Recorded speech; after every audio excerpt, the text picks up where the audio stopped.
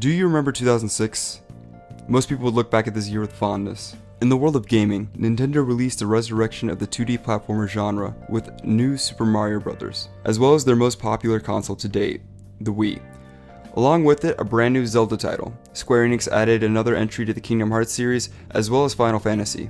And Bethesda released arguably their last phenomenal RPG, Oblivion. In the music scene, The Strokes' First Impressions of Earth, Sonic Youth's Rather Ripped, Ghostface Killer's Fish Scale, Beck's The Information, and Thom Yorke's solo album The Eraser were all released. While notable movies of this year consisted of Pan's Labyrinth, The Departed, and the first Cars movie.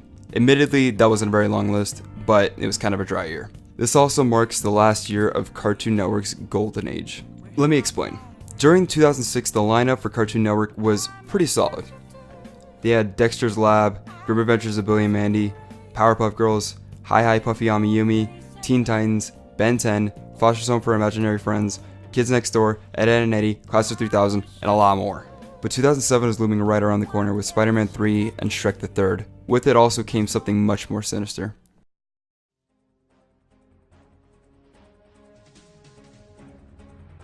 See, in 2007 there was a mass promotion of the Aqua Teen Hunger Force movie in which a local Boston artist known as Zebler and another artist named Sean Stevens were contracted by Adult Swim and Interference Incorporated to design and hide LED signs resembling the Mooner Nights all throughout Boston.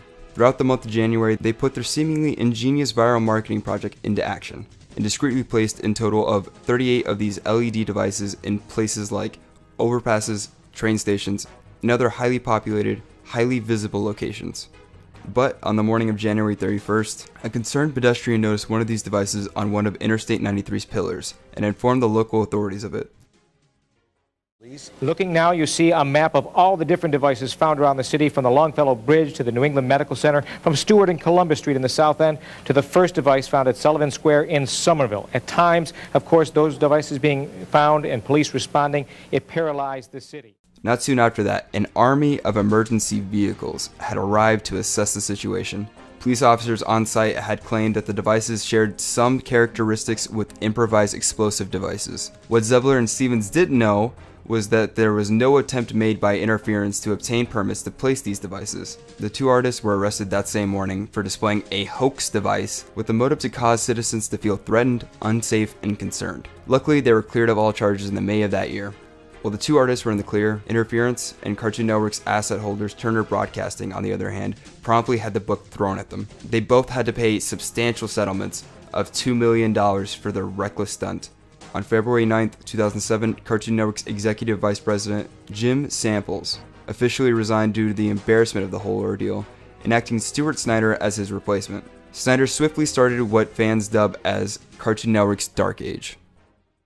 2007 merely foreshadowed events to come with the show Out of Jimmy's Head, Cartoon Network's first live-action show in which a young boy that shares his head with the brain of Walt Disney goes on wacky adventures with his schizophrenic hallucinations, all the while his middle-class parents get in domestic disputes over how they are ever going to afford his lobotomy. In 2008, Snyder made sure to stomp out any memories of the preceding dynasty and brought Toonami's 11-year run to an abrupt end, as well as disposing of an entire third of Cartoon Network's own original programming from their lineup.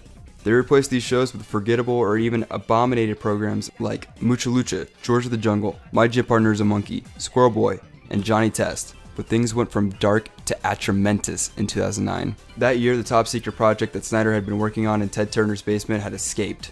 The reanimated corpse of Andrew W.K. made its way to the control room of Turner Broadcasting headquarters and gave their black project sentience. With the CN Real AI cognizant, they took over Cartoon Network's airwaves together, with everyone powerless to stop them.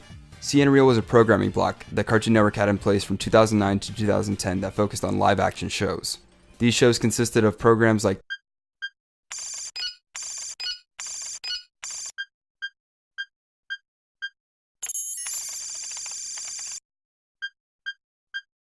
Destroy Build Destroy, a show in which an intoxicated Andrew W.K. forced kids at gunpoint to build numerous objects so he could then annihilate them when he had reached the point in the night where the amalgamation of coke, Adderall, DMT, and moose tranquilizers would come together to form his apex of aggression. Dude, what would happen? A series in which three prepubescent boys used the leftover capital from Stuart Snyder's sex trafficking ring to fund their hormonally driven fantasies. Side note: Ted Turner continues to insist the televised social experiment most certainly did not end with the violent drug overdose of the main trio as well as an ample number of Tijuana streetwalkers. Finally, The Other Side does, which was basically a Ghost Hunters ripoff. As all the remaining hope and childlike wonder in the Cartoon Network shareholders' eyes seemed to completely diminish, as claiming bankruptcy began to seem less and less like a defeat and more like a necessary sacrifice, as Craig McCracken and Gendy Tartakovsky were just moments from taste testing a barrel, a miracle was cast upon Turner Broadcasting, a final saving grace, a metaphorical rope, if you will, that was cast down from the heavens above so they may pull themselves from the bottom of the pit that they had dug themselves. Just when things looked as hopeless as they possibly could, one show gave them a chance towards optimism and enthusiasm for the future.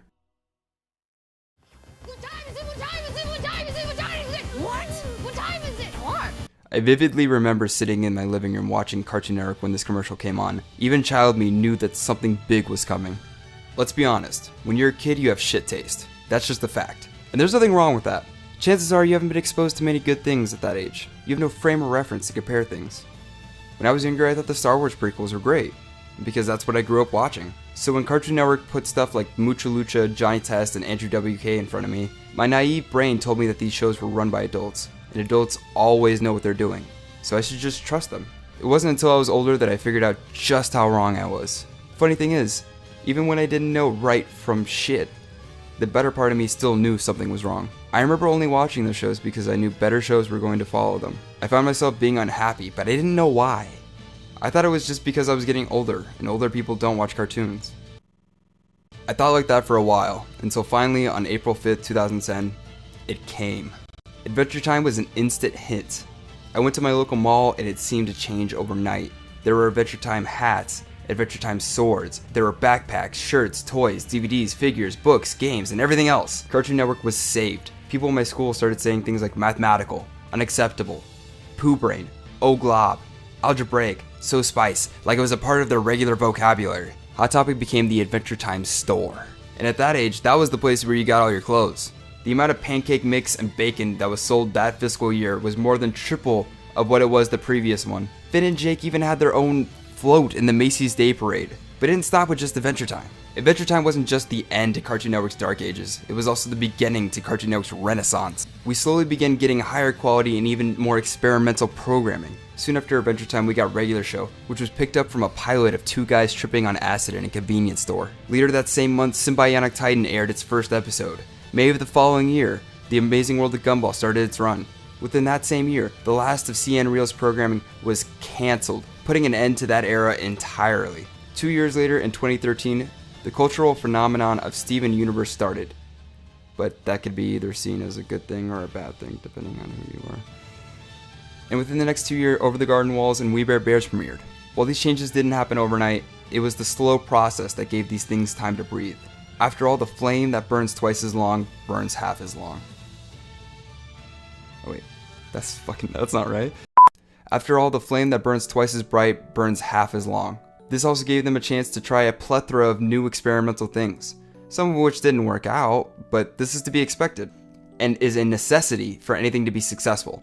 If it wasn't for trial and error, we wouldn't have the Cartoon Network we know today.